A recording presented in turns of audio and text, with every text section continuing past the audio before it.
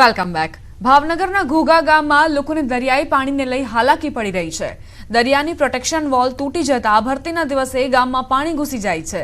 જાણે ગામ દરિયામાં ફેરવાઈ ગયું હોય તેવી સ્થિતિ સર્જાઈ છે। આ અંગે ગામ લોકોએ અનેક રજૂઆત કરી છે, પણ પરિસ્થિતિમાં કોઈ ઉકેલ નથી આવ્યો। દિવાલ બનવાની કામગીરી 2 વર્ષ પહેલા શરૂ થઈ હતી, પરંતુ 21 મીટર સુધી દિવાલ બન્યા બાદ કામગીરી ઠપ થઈ હતી અને હજી સુધી કામગીરી ફરી ઠપ જ રહી છે। ચોમાસામાં તો ગામ લોકોની સ્થિતિ વધારે કફોડી બને છે, ત્યારે ગામ લોકોની માંગ છે કે વહેલી તકે દિવાલ બનાવવામાં આવે। દિવાલ આખી તૂટી ગયેલી છે ને એના માટે અમે ઘણી જગ્યાએ રજૂઆત કરેલી છે, પણ દરિયાની મોટી ભરતી હોય ત્યારે ગામમાં પાણી ઘૂસી જાય ને ફૂટ સુધીના ગામમાં આવી જાય છે ને વાવાઝોડું ને એવું હોય ત્યારે પણ અમારે બહુ અતિશય ભયંકર રહે છે।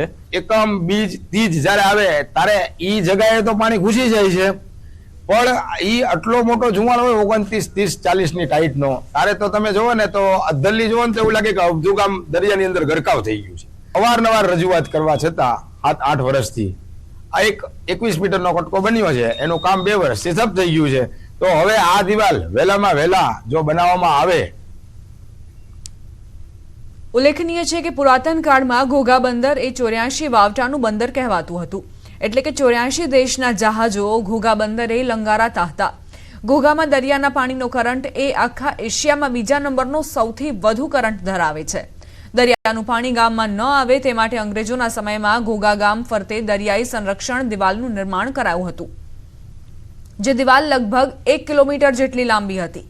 સમય જતાં આ દિવાલ આજે નામશેષ થઈ ગઈ છે અને હવે પરિસ્થિતિ એ છે કે ભરતી સમય દરિયાનું પાણી ગામમાં ઘૂસી જાય છે અને ગામ જાણે બેટમાં ફેરવાય છે।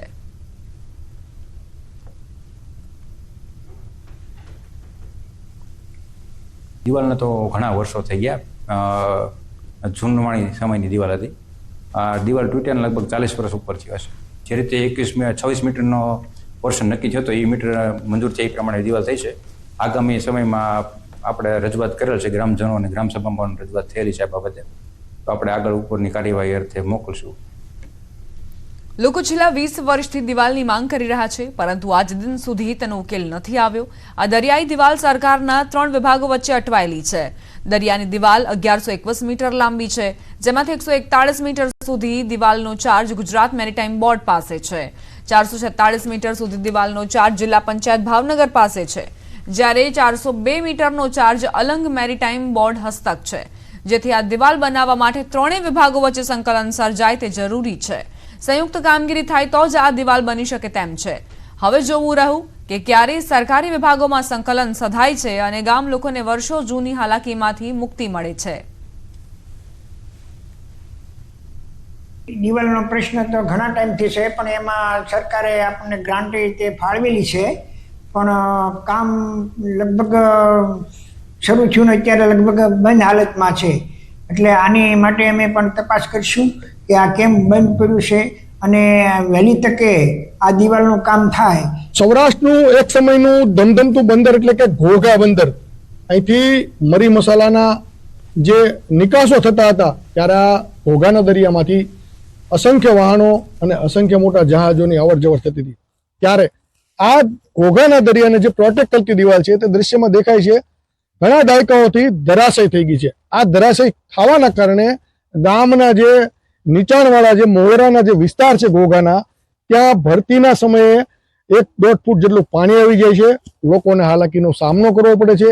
એ સિવાય જ્યારે પણ વાવાઝોડો જેવી કોઈ પરિસ્થિતિનું નિર્માણ થતું હોય છે, સર્જાતી હોય છે, ત્યારે પણ લોકોને ઘર ખાલી કરી અને અન્ય સરકારી શાળાઓ કે અન્ય સરકારી કચેરીઓમાં પોતે રહેવું પડતું હોય છે। બીજી તરફની વાત કરીએ તો આ તરફનો દિવાલનો જે બીજો કટકો છે તે પણ સંપૂર્ણપણે ધરાશય છે। આ દિવાલના કામની વાત કરીએ તો દિવાલ 3 ડિવાઈડમાં વહેંચાયેલી છે, એટલે કે અલગ અલગ જે સરકારી વિભાગો છે, જે જિલ્લા પંચાયત હસ્તકના વિભાગો છે, જે અલંગ મરીનના વિસ્તારો છે અને ગ્રામ પંચાયતના વિસ્તારો છે, તે વિસ્તારો લઈને આ દિવાલની જે કામગીરી છે તે હાલ ઠપ જોવા મળી રહી છે। તંત્રની બેદરકારીને લઈ અને આ દિવાલનું મરામત કરવામાં નથી આવતું કે નથી આ દિવાલ ફરીવાર બનાવવામાં આવતી।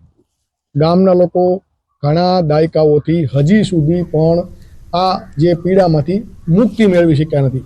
ત્યારે તે જોવું રહ્યું કે ક્યારે આ પ્રોટેક્શન વોલ બનાવવામાં છે અને ગામના લોકોને આ જે દુવિધા પડે છે, આ જે પાણી આવવાની જે સમસ્યા છે એમાંથી મુક્તિ મળશે.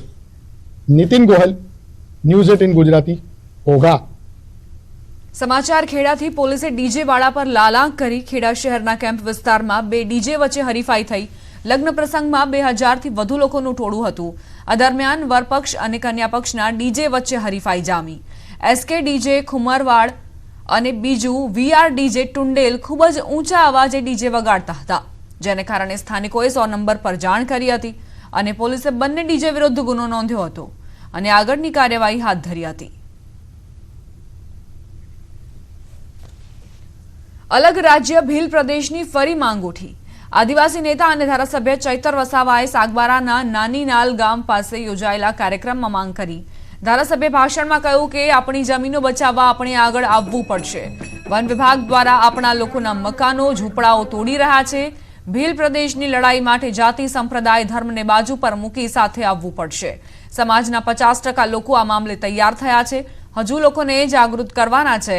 આદિવાસી સમાજના ન્યાય માટે નેતાઓએ એક થવું જોઈએ. દેશને 29મું રાજ્ય ભીલ પ્રદેશ તરીકે મળશે. ચૈતર વસાવા આ પહેલા પણ અનેક મંચ પરથી ભીલ પ્રદેશની માંગને લઈને નિવેદનો આપી ચૂક્યા છે. વધુ એક વખત તેમણે ભીલ પ્રદેશની માંગ કરી છે અને સાથે જ તેમણે કહ્યું કે દેશને 29મું રાજ્ય ભીલ પ્રદેશ તરીકે મળશે.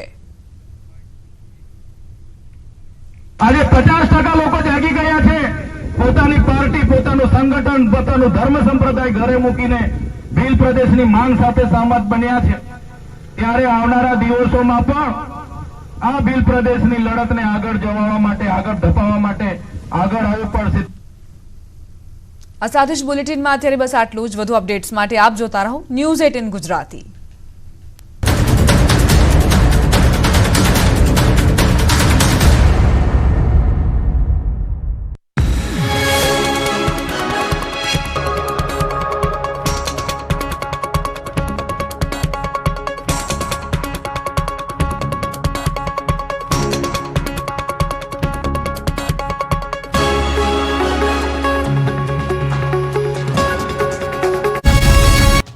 નરેન્દ્ર બાપુ સીધા જ સત્તાધાર પહોંચ્યા. અહીં દર્શન કર્યા બાદ તેઓ સીધા જ વિજય ભગતને મળવા પહોંચ્યા, જ્યાં બંને વચ્ચે વાતચીત થઈ. આ દરમિયાન વિજય ભગતે કટાક્ષમાં કહ્યું કે હું બાપુ બનવાને લાયક નથી.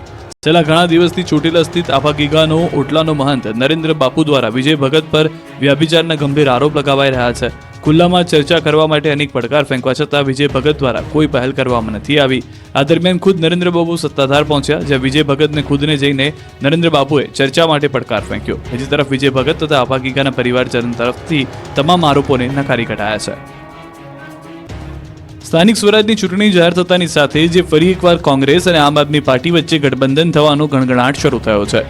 વિધાનસભાની ચૂંટણીની જેમ જ સ્થાનિક સ્વરાજની ચૂંટણીમાં પણ આપ અને કોંગ્રેસ સાથે લડી શકે છે. કોંગ્રેસ સાથે સ્થાનિક સંગ્રામમાં આમ આદમી પાર્ટી પણ મેદાને ઉતરવા તૈયાર થઈ ગઈ છે. સ્થાનિક સ્વરાજની ચૂંટણી પહેલા કોંગ્રેસ અને આપ ગઠબંધન મામલે એકબીજાને ખો આપી રહ્યા હોય એવો આભાસ થઈ રહ્યો છે. સ્થાનિક સ્વરાજની ચૂંટણી જાહેર થયા બાદ કોંગ્રેસ અને આપ બંને